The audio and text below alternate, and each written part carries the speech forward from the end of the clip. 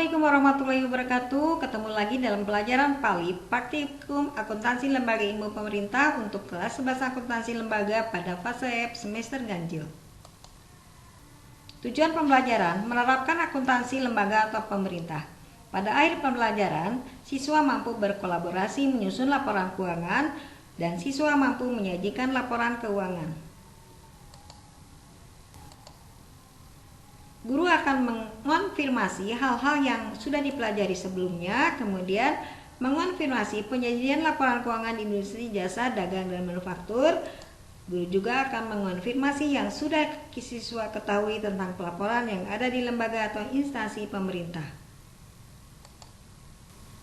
Laporan keuangan pemerintah terdiri dari laporan realisasi anggaran, laporan operasional, laporan perubahan ekuitas, neraca, laporan perubahan arus kas, dan catatan laporan keuangan. Laporan realisasi anggaran menyajikan ikhtisar sumber, alokasi, dan pemakaian sumber daya keuangan yang dikelola oleh pemerintah pusat atau daerah yang menggambarkan perbandingan antara anggaran dan realisasinya dalam periode pelaporan. Laporan operasional menyajikan ikhtisar sumber daya ekonomi yang menambah ekuitas dan penggunaannya yang dikelola oleh pemerintah pusat atau daerah untuk kegiatan penyelenggaraan pemerintah dalam satu periode pelaporan. Laporan perubahan ekuitas menyajikan informasi kenaikan atau penurunan ekuitas tahun pelaporan dibandingkan dengan tahun sebelumnya. Neraca menggambarkan laporan keuangan suatu entitas pelaporan mengenai aset, kewajiban, dan ekuitas pada tanggal tertentu. Laporan arus kas menyajikan kas sehubungan dengan aktivitas operasi, investasi, pendanaan, dan transitoris yang menggambarkan saldo awal, penerimaan, pengeluaran, dan saldo akhir kas pemerintah pusat atau daerah selama periode tertentu.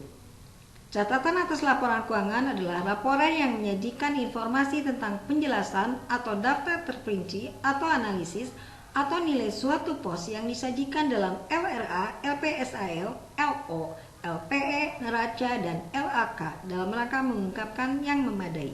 Orang dalam satu kelompok ada koordinator yang nantinya akan membagikan dari itu, misalnya laporan saya itu ya, satu orang kawan dari koordinator, karena ada itu kita anggap kalian itu berbeda, yaitu ada salah satu orang yang harus menyelesaikan.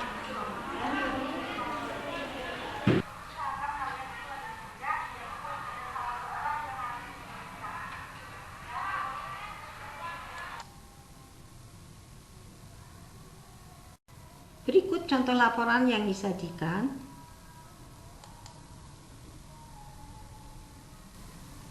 Contoh laporan yang disajikan. Pada hari ini, kalian akan mengerjakan soal kasus. Dimulai dengan sumber neraca saldo. Yang harus diselesaikan adalah laporan realisasi anggaran dengan jurnal penutup realisasi anggaran, laporan operasional dengan jurnal penutup finansial, neraca, dan perubahan ekuitas.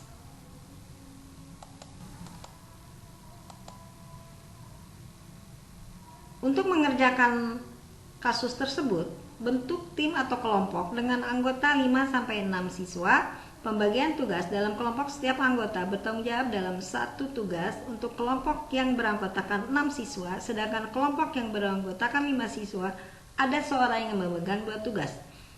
Tugas yang harus diselesaikan tim atau kelompok adalah laporan realisasi anggaran, jurnal penutup realisasi anggaran, laporan operasional, jurnal penutup finansial, neraca, dan laporan perubahan ekuitas. Tim atau kelompok menyelesaikan dalam satu pertemuan.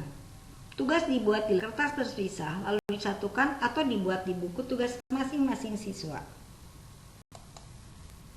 Contoh laporan yang sudah selesai dikerjakan secara manual. Contoh laporan yang sudah selesai. Ketentuan penilaian. Lembar kerja bersih dan rapi tulisannya, selesai sesuai dengan waktu yang tersedia, pengerjaan tugas sesuai siklus laporan dan benar, sikap siswa saat berada di dalam kelompok dan tanggung jawabnya, kemudian kekompakan tim saat menyelesaikan tugas. Ini adalah form penilaian.